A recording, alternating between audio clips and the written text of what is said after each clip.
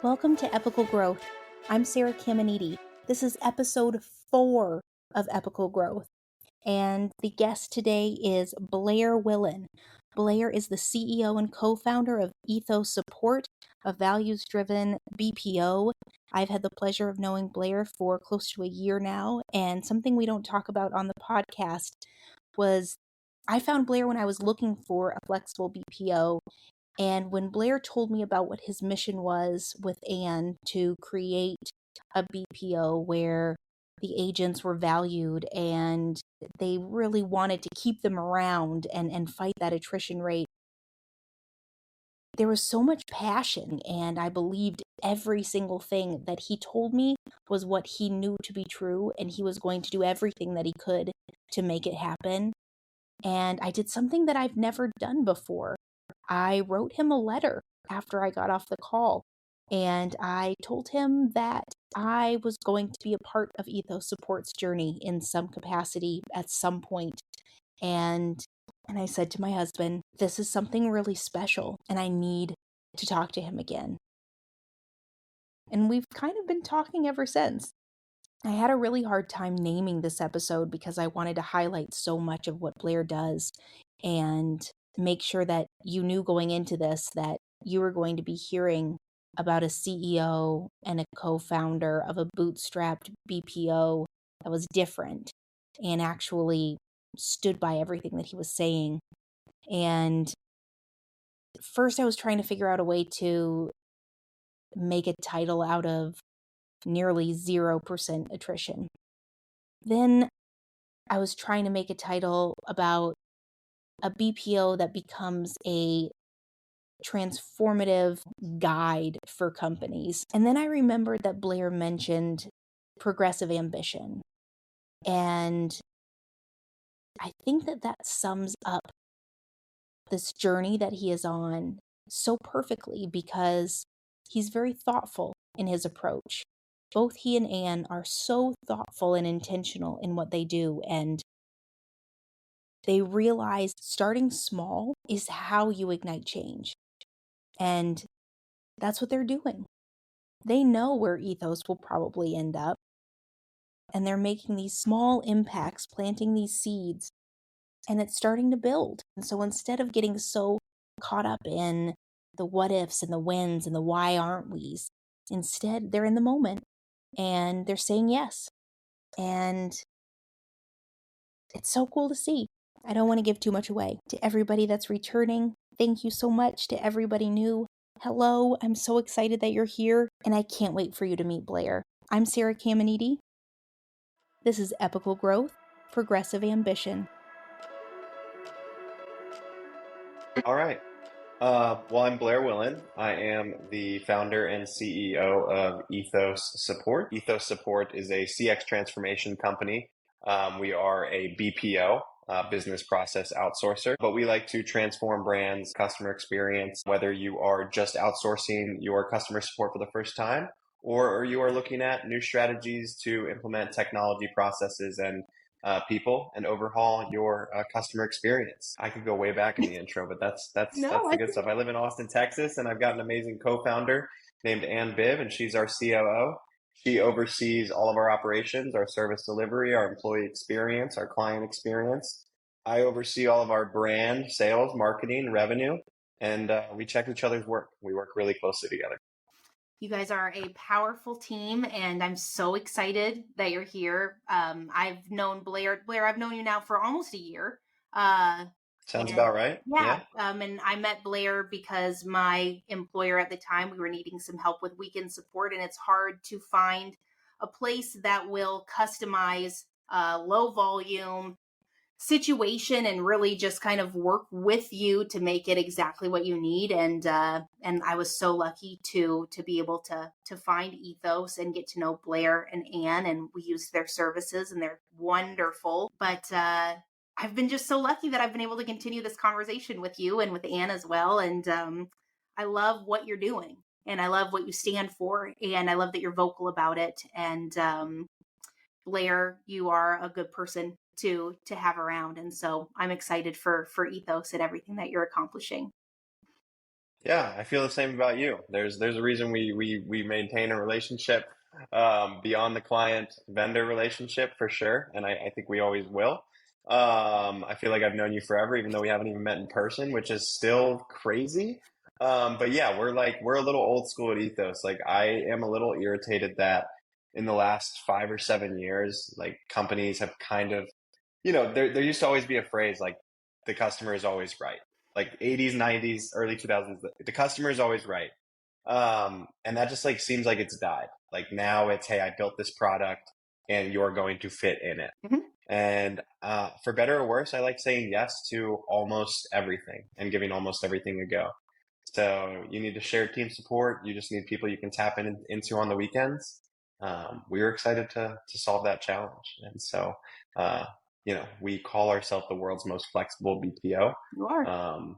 Couldn't do that if we were saying no all the time. It's true. It's So it true. was exciting to help. It's a great mentality, especially, I mean, with a support background, it definitely helps of being a little bit more able to connect with the customer if you're approaching it from I want to understand you, I want to learn more about you, instead of putting those walls up very quickly. But with the customer is always right mentality, with the shift now of how there's so many products that do so many things that are very similar. And if you don't like one corner of it, then you lose them, and they go somewhere else to test the waters over there. But have you found, because something that I admired so much about you, Blair, and the way that you and Ann are building Ethos, is your dedication to the actual people that you hire and the way that you treat them. And with both of those scenarios, of the customer's always right, and then also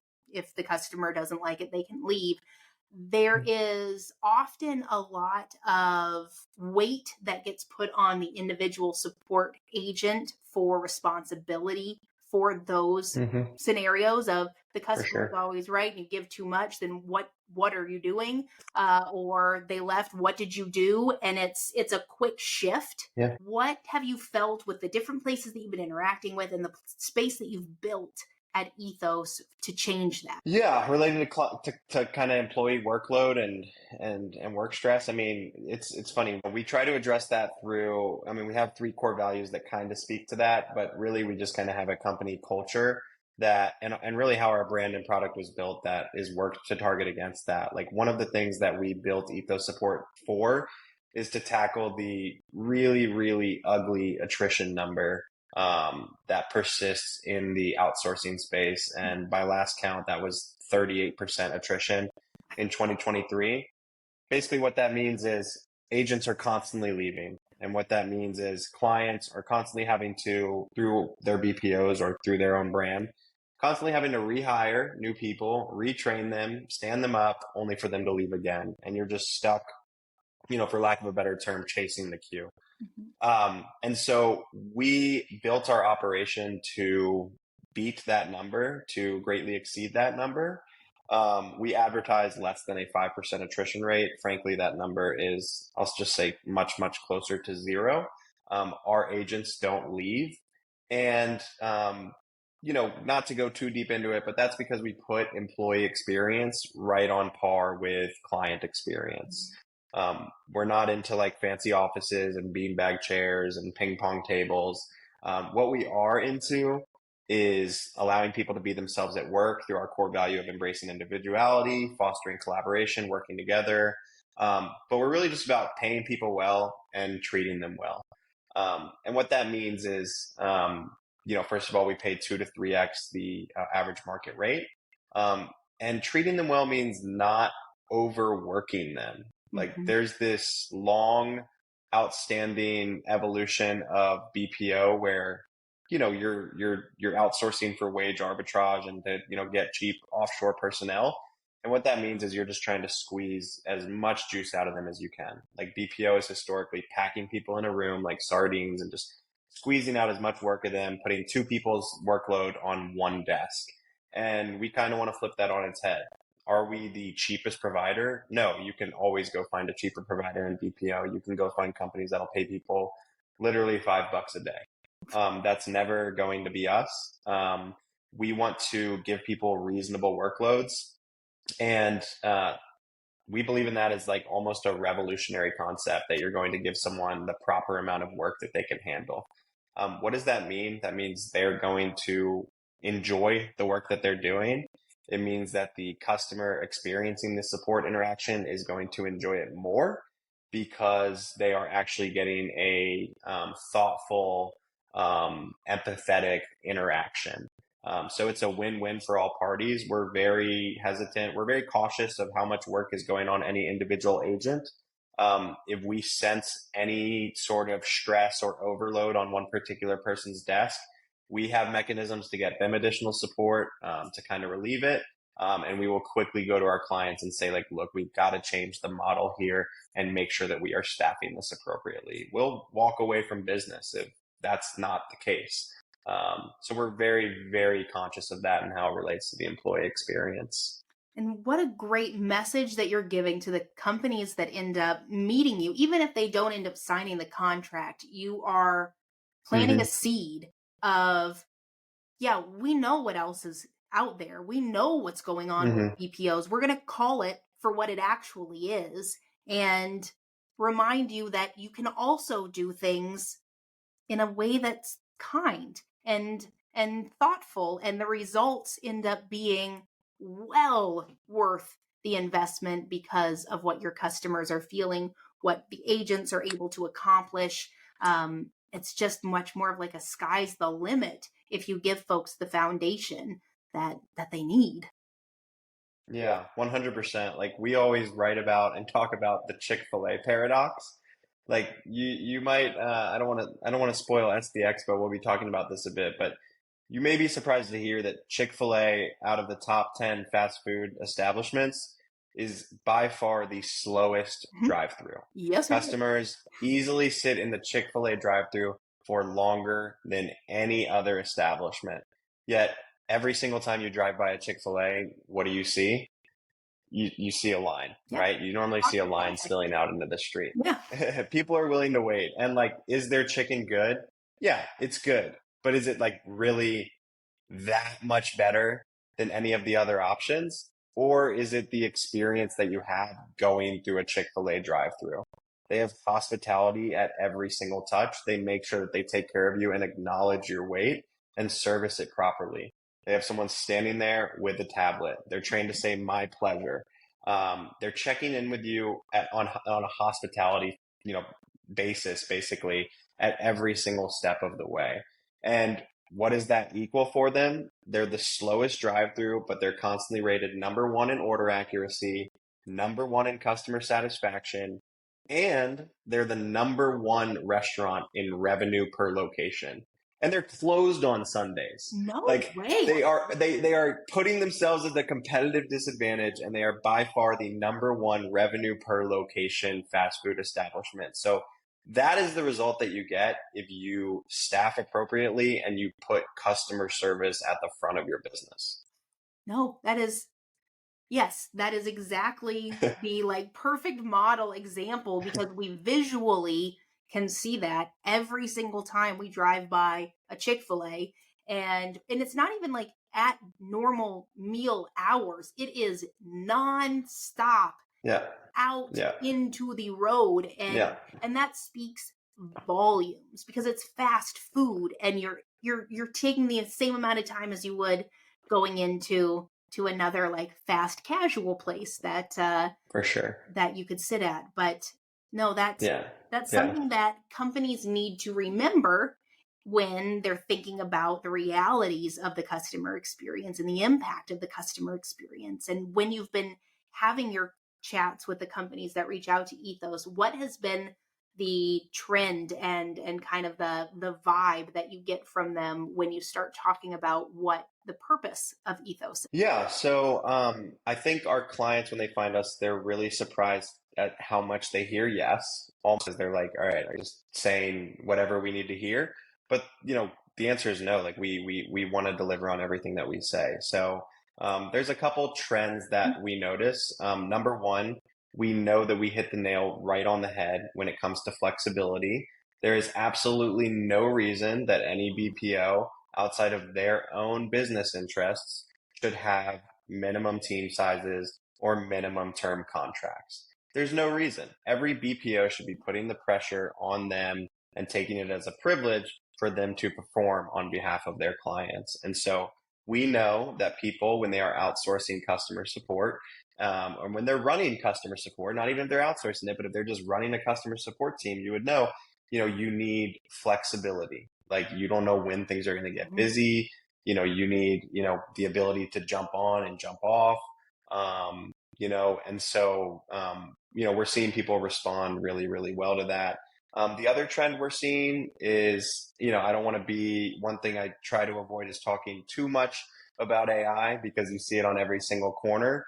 But we are seeing that people want to use AI, but they want to use it, as a tool, as an addition, as a part of their customer experience and journey. Most businesses, especially the ones that are, just start standing up support for the first time, they still place huge value and they understand the huge value between by having customers interact with humans. All the things around refining all of your processes, showing empathy, building out better documentation, having a feedback loop so people can understand sentiment about the product. People value that hugely early on. And only until you understand that can you really understand how you can best inject AI and deliver the best customer experience. So we're seeing a lot of curiosity around AI. We're seeing some value added on some bigger accounts, but we're really seeing that they care about that human touch and having a handful of agents to still be on the front lines. It makes sense. And I'm glad to hear that those early stage building a support function within their company, folks are not thinking of the Band-Aid or the shiny toy, or, they're actually approaching it in a thoughtful way of like, we want to do this right. And we are going to do it right. So we're going to hire people that allow us to confidently secure ourselves for the future and give us the space that we need to grow. And by having such a flexible model that you present, you really, by saying yes, you're approaching this in a way of, we know you're going to grow. We want to support you through your entire journey. And so why wouldn't we want to be here in the very beginning and lay that groundwork with you? Exactly. Yeah. And we saw larger BPOs that got to where they were, off the backs of 1 and 2 and 3 agent teams. We've seen them move up market and start to abandon, their roots. And that's the big opportunity for us. But, we know CX is also changing a lot with AI and other tools. We want to be a part of that journey. Every single one of these AI tech companies, what they need is a strong professional services partner to help implement their technology and make sure that message is getting out to, end users.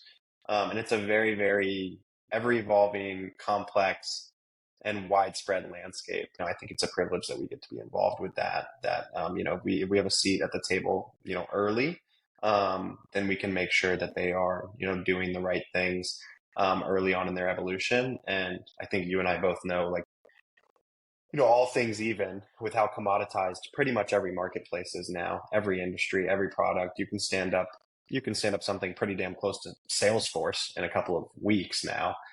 We all know what the differentiator is at the end of the day. And we like to be playing in that differentiated space and making sure that the clients that we work with do have support as a true differentiator in their offering. Yeah, no, that's so fantastic. And it is true. I mean, it's totally true. It's what sets you apart. It's what shows your customers like who you are and what you stand for and what your values are, and do they match what they say on the company website. And it's always a missed opportunity when something as simple as, even though, I mean, the area of CX is not a simple space when you really get into the nitty gritty of it, but the idea of approaching this as a chance to make your business better instead of, oh, there are those people asking those questions. Why can't they figure this out? It makes such a difference. Yeah, it's funny. Like, we view customer acquisition as such a critique metric by CMOs, CFOs, and it's so damn hard and expensive to acquire a customer. Like, we view customer support as another hugely valuable part of customer experience. And again, none of this is too complex, but we just don't see people thinking about it this way. When you buy something on a website, you're always going to get so many different touch points to increase order value, get you to stay with that brand, get you to refer a friend, right? You're going to have, the sponsored products. You're going to have, this is purchased with XYZ. You're going to have, in the cart, you're going to have more impulse buys. If you leave it in your cart, you're going to get the abandoned cart email. After the purchase, you're going to get the follow-up email with the survey. You're going to get incentivized to sign up for their email newsletter and get their marketing for their products. You're going to get enticed to be put into a subscription and get a free gift and stay with them, right? So there's all these different things where people are saying, okay, in the marketing journey, how can we increase order value, increase customers, increase referrals? But why do people dread the support interaction? Like, why do they not leverage the support interaction as another touch point to increase all of those metrics? One example is if you have, we work with a company that sells olive oil, right? And they have subscriptions. They have single oils. They have 4-packs. You can buy as much oil as you want, right? It's a really great company. And one thing that we're piloting with them is, look, when someone comes in, like, first and foremost, address the issue. Did it go to the wrong address? Do they need to update this? Do they have a question about an ingredient? Whatever it may be. But hey, while I have you, like, what do you think of the Hoji Blanca olive oil? Oh, I love it. It's great. I just made a salad with it. That's awesome. Mother's Day is right around the corner. Or do you have any friends that, might be interested in trying our olive oil?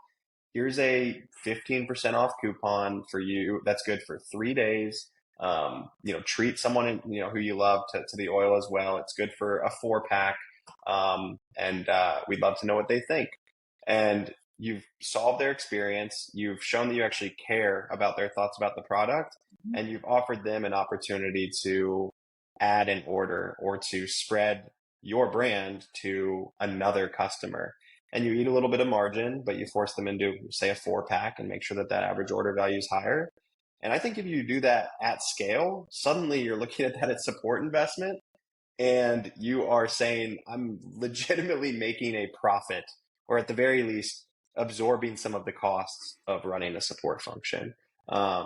So yeah, I think it's such a differentiator, not just in a holistic sense of, oh, people love my service and they love my brand, but like literally add incremental sales to the business by leveraging a trained, upselling and cross-selling support team. Yeah. Well, and it's the biggest piece of all of that is what you are exactly doing at Ethos, of making it so that the agents can actually pause.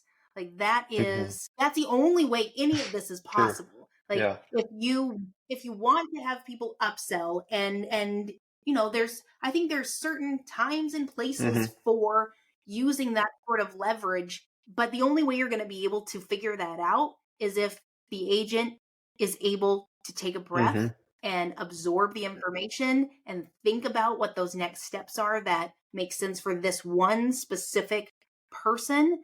And then you can make those connections, and then you can make those choices where it doesn't feel like, oh, okay, well, now they just gave me some other random thing and I'm not going to come back. I just wanted an answer to this one question. But if you could read the room, Yeah, like exactly. Yeah, you don't want like your that's daughter having an allergic attack to an olive oil and then like, by the way, Mother's Day is coming up. Definitely read the room. Don't just click a quick macro and send it, for lack of a better term. Like, think about it, think about where it makes sense, continually get trained on it. And you learn to recognize it and it becomes second nature. It's true. Yeah, because if you're a skilled support professional, and to be good at support, you have a skill set that is different than any other profession. You have to analyze things at a level that, it's tough. You don't really find those opportunities elsewhere to be able to like really think about what is that one moment that caused this person to not be able to continue on their own, and building support functions. And you've got such a cool opportunity with what you're doing of, we don't want you to have to reach out to support. So we're going to build this so that you have the tools that you need. We're able to flag things and talk to the product team or the UX team about things as they pop up, so that you don't run into these things all the time. But when you do, you've got someone that gives you a safe space to ask questions, follow-up questions. You're not rushed, and it is an experience instead of a headache. Yeah, 100%. You nailed it right on the head. I think that's exactly what we're working on, and you definitely get it. Well, it's something that I hope, because of places like Ethos, that it starts to connect. And I think with AI, it's allowing conversations that were not had before of what the role in support could be. And it's because we're talking about the data. We're talking about, like, what are those extra things that are going on in someone's head when they're looking at this ticket, because AI is putting it on their website Yeah. of all of these things that they're going to do, and they're necessary. They're very necessary, and there's a place for AI and there's a place for the support agent in order to get that extra space. But you have to create a foundation on your team and the culture as a company to establish that this is something that we are going to take seriously. Yeah, and I mean, like, speaking just from our kind of offshore agents, right? Like our overseas agents, like, they love it. They come to Ethos and it's just a breath of fresh air. They are typically coming from a place where they are just working through a queue. They're measured only on efficiency metrics. They've been inundated and overworked for, years sometimes. And they've got monitoring software. They're going into an office and, traveling 2 hours, each way, each day. I mean, like, that's never going to create an environment where that person is going to, be a positive impact to your customer's experience. At the maximum, all they're going to do is tackle a queue. And are they even going to tackle it well, or correctly? I mean, some of the performance can speak for itself, right? But then they get to Ethos. First of all, they're paid like they deserve to be paid, 2 to 3x their local living wages. They're working from home. First time they've been, treated like adults, right? And not a number or a child. No monitoring software per se. Of course, we have some mechanisms to keep our clients' data safe, but nothing crazy, no mouse tracking, nothing around there. So they're given this, they're empowered, right? Like, they suddenly, as much as you can send them a hat from your client and tell them, like, hey, your client loves you and you're part of the family. Now let's get to work. No, like, this person feels like they're a part of that team. They feel like they are part of a supportive culture. They feel like they can take care of each of those interactions. They want to be a part of that customer experience improvement. So yeah, it's been really exciting to see. And we just need to get the word out and get a lot more businesses to think about the investment differently and talk about these things differently. But luckily we're seeing, you asked about trends earlier, luckily we're seeing clients trend that way. I mean, not to go deep into the history of outsourcing support specifically, but 50 years ago, you didn't talk about the word outsourcing. You have these massive players that have 500,000 people, hidden in cubes around the world. And then 20, 30 years ago, you have a kind of or we'll say 10, 15 years ago, you have new age BPOs where, hey, we're not afraid to say the word outsourcing. We care about people. We take care of people. And we're just trying to ride that train and take it much, much, much further, and really empower agents and better customer experiences. So yeah, it's been exciting. I love it. And what I love most about it is how you're not afraid to say it. Like, saying the quiet stuff out loud is For sure. not something that happens in the support world very often. And you say, we can do better. Yeah. We can totally do better. There's no excuse Mhm. not to do better. And you built a whole company off of just doing better. Yeah. I got a whole list of things you're not supposed to say. So, I love it.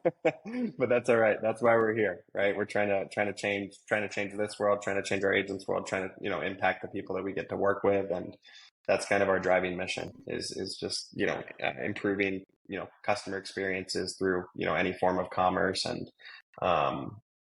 doing that and making a major impact on clients' lives, agents' lives, and that's what drives us. So yeah, we always say, like, we just want to make the right decision. People say, what's your exit strategy? What's your plan? Where do you see the business going? I'm a big believer in progressive ambition. Like Mark Zuckerberg, when he, first started Facebook, he just wanted to, get everyone on Harvard to download it, right? And then suddenly he wanted everyone in the Ivy League to download it. And then he said, okay, let's have every campus download it. And then he said, okay, let's have everyone in America download it. Then let's have everyone in the world download it. And now the guy wants to own the metaverse. So it's like, look, right now, let's just, give these companies an entry point to outsourcing. Let's treat our agents amazingly. Let's make a bet that we can tackle the attrition problem and still make clients really, really, really happy. And we'll just continue to make the right decisions minute after minute, hour after hour, day after day, week after week. And we're betting on the sum of all those parts adding up to a beautiful conclusion. I think that I it hope will. so. And you've got Anne, and you two communicate so well together, and that shows with what you're doing and how you're able to stay so true to your mission, to your value, to your purpose. And that's a good team. That's what you want. Yeah, she's a killer partner. I'm lucky. In the business world, she's definitely our better half. So she's yeah, it's funny. You meet anyone and they're like, oh yeah, I know Ann Bibb. I'm like, do you know Ann? And they're like, well, I've been following her for years. I'm like, Ann, you got the clout on lock. I mean, if I had 1% of your clout, we I could really hold my own with you. But yeah, no, I appreciate it, and she's amazing. So lucky to have her for sure. You're a good team. You're a good team, and I'm lucky to have met both of Likewise. you. And while we're coming to a close on this beautiful conversation, and hopefully not the last, I do want to know what era you find yourself in now, or what era do you see yourself entering? The reason why I ask this question is because the word epochal is of incredible significance. So it's something that transforms into a new era. And I was thinking about that a lot, in how this space of CX is right now, and how we're all just changing and trying, and things are changing so rapidly, and our focuses need to shift. So I'm always just curious, like, what is your focus right now? Where are you seeing yourself in the near future? This kind of ties into the progressive ambition, how we view ourselves now, and how we think we'll because the hardest thing about running a business is some days you feel like you're going to take over the industry, and some days you're like, why the heck did I do this? But the era that we see right now is just kind of pronouncing ourselves in the market and telling people that, you're asking for flexibility, and we're here to meet that. Every company deserves access to outstanding outsourcing, management, QA, training, and a global talent pool. Every single company should have access to that. And we're here to deliver that for them. As far as where we kind of see the company going, or what era is in the future, we view, BPO as being an outsourced customer transformation partner. We think that people will come in to our pipeline and say, I need help with customer experience, and we will build frameworks around what tools you need, how you're going to implement those and phase them in, how you are going to manage those on an ongoing basis. And always, you're still going to need absolutely amazing people that do not leave, and low attrition. And so, in the intro, I say we're a customer transformation company. Right now, I'd say that's ambitious. We're a BPO that is evolving into a CX transformation company, and that's our long-term vision. And I think we'll be better positioned than anyone else to do that, with our focus on people. So I hope that helps. I hope that answers the question. That's a tricky one. I dig it. Does answer the question. I know it's good. I think that sums it up perfectly, and I love how thoughtful you are about, the reality is right now we are a BPO, but we are laying the groundwork. We're having the conversations. We are making sure everyone knows that even if we change, like, the core of who we are is still going to just only get better. And that is what's going to be shown through the CX transformation. 100%. We've got a lot of opinions and thoughts about where things are going. And I know most importantly, the clients are confused and overwhelmed, and we want to be someone they can turn to and count on, like we've been for so many others early in their journey. So that'll just continue to evolve and grow. And I'm extremely bullish and extremely excited about where things are headed. So excited for you. I'm going to send anyone I can over your way whenever I hear that they're looking. And if you are looking for a flexible BPO, please take a look at Ethos Support, with knowing that you're going to be going into a company that has those values that you definitely want to be connected to. Thank you so much. Thank you, Blair.